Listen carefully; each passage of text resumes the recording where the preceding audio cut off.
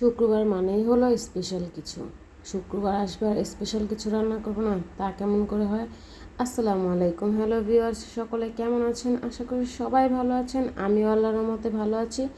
আর ভালো আছি বলেই কিন্তু আপনাদের মাঝে আরও একটা নতুন ভিডিও নিয়ে চলে আসলাম। তো ভিডিও শুরু করার আগেই বলে দিচ্ছি, কে কোথা থেকে আমার ভিডিও দেখছেন অবশ্যই কমেন্ট বক্সে বলে যাবেন। যেহেতু আজকে শুক্রবার আর শুক্রবার মানে স্পেশাল কিছু, সেহেতু চিন্তা করলাম আজকে গরুর মাংস রান্না করব, তাও একটু স্পেশালভাবে।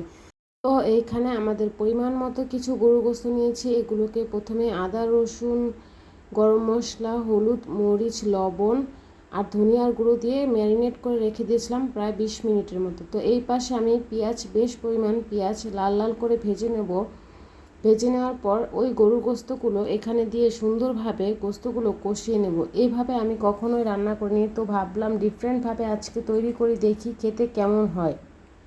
বিশ্বাস করেন, রান্না করার পর মাংসটা খেতে এতই ভালো লেগেছিল যে এখনও মুখে লেগে রয়েছে। এখন যে এডিট করছি এখনও মনে হচ্ছে যে খাচ্ছি। তো যাই, এখানে আমি পেঁয়াজগুলোকে বেশি ভাজিনি, জাস্ট হালকা ভাজা ভাজা হয়েছে তখন এই গরু গোস্ত দিয়ে সুন্দরভাবে কষিয়ে নিচ্ছি। আর এখন আমি এখানে কোনো রকম পানি ব্যবহার করব না। যখন গরু গোস্ত থেকে পানি বের হয়ে আসবে, এই পানি দিয়েই আমি গোস্তটাকে ভালোভাবে সিদ্ধ করে নেব। তো আমি আপনাদের বলছি, বিশ্বাস করেন, এইভাবে বাসায় একবার হলো ট্রাই করবেন। আশা করছি আপনাদের সবার কাছেই এইভাবে রান্না করলে খুবই ভালো লাগবে। প্রতিনিয়ত তো আমরা ওই কষিয়ে রান্না করি, অনেক সময় হাতে রান্না করি, তো এইভাবে রান্না করে দেখলাম মাশাআল্লাহ খেতে খুবই দারুণ হয়েছে। তো এই যে আমি ঢাকনা দিয়ে প্রায় 30 মিনিটের মতো শুধু গরু গোস্তের পানি দিয়ে এটাকে কষিয়ে নিয়েছি। কষিয়ে নিতে হবে ভালোভাবে, কারণ যত ভালো কষানো হবে রান্নার স্বাদটাও কিন্তু ততই ভালো হবে।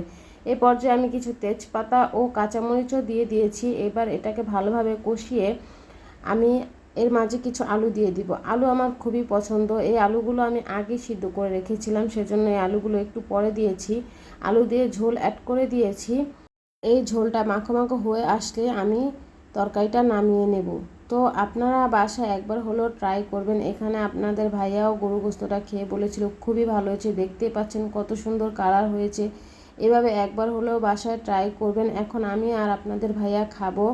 তো প্রথমে গরম গরম ভাত নিলাম, ভাত নিয়ে আমরা দুজন একসাথেই খাই। তো এই যে আলু ভর্তাও করেছিলাম, আসলে এটা ভিডিও করা হয়নি। প্রথমে ঝোল দিয়ে মেখে একটা আলু ভেঙে নিলাম, তারপর একটা গোশ আমি আপনাদের ভেঙে দেখাচ্ছি কতটা নরম হয়েছে। এভাবে খেতে আমার কাছে খুবই ভালো লেগেছে, আপনারাও চাইলে ট্রাই করতে পারেন। তো আজকের ভিডিওটা এই পর্যন্তই। সকলে ভালো থাকবেন, আমার জন্য দোয়া করবেন। সকলেই কোথা থেকে আমার ভিডিওটা দেখছেন অবশ্যই কমেন্ট বক্সে জানাবেন। সকলে ভালো থাকবেন, সুস্থ থাকবেন। আল্লাহ হাফেজ।